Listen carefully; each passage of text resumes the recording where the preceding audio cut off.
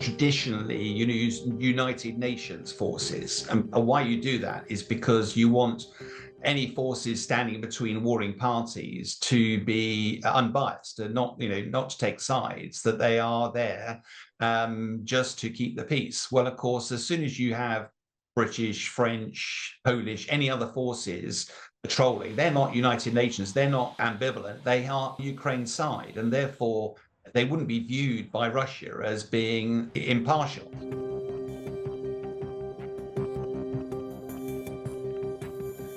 In terms of weight of effort, one of the things we forget is that if you're going to mount, for example, just one pair of jets operating a combat air patrol, a cap somewhere over Ukraine, that when they're heading to that cap, you have to have two aircraft, orbiting. If you want to have it manned permanently, let's suppose they can do it a couple of hours at a time, and that's probably generous because they need to air-to-air refueling. Air-to-air refueling is done from a big tanker that's vulnerable, and that would need to be well back from the front line. So even as a maximum, those two aircraft could last for 2 hours. When they leave, you've got to have another set that come and join them. Those then go back either to the tanker or go on land. Just maintaining a two-aircraft cap can often use a dozen aircraft, an air-to-air refueling asset, probably 2 or 3 of those as well, to cover the whole of the 24-hour shift. You need some form of airborne early warning radar that can give an idea of what's happening around you, and also some other assets, space assets and intelligence assets as well. And that's just to keep one pair of aircraft looking. Now you start to look at the size of Ukraine, the size of the border we're looking at here. It will be a huge undertaking, and it's certainly something an individual nation couldn't do. But if you put the collective might of sort of European NATO, it would be a massive effort.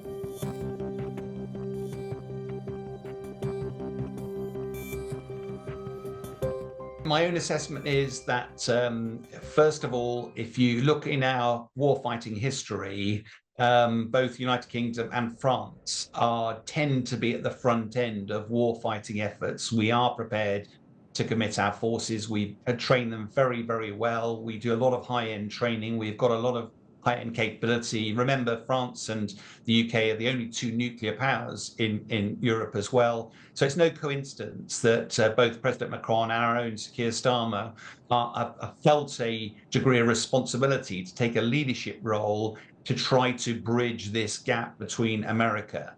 And I suspect that they're not trying to come up with a detailed plan with every single contingency covered off. What they're trying to do is address what they believe is the core problem that America has with Europe, which is a lack of commitment to their own defense. And I think what's happening is generating a degree of alignment around Europe. It's very evident Keir Starmer wouldn't talk to what each nation would do.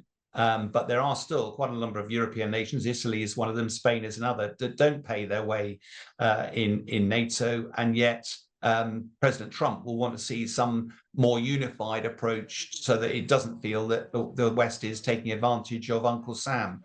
So I suspect there's been a lot of effort to try to broker some form of open the dialogue with America.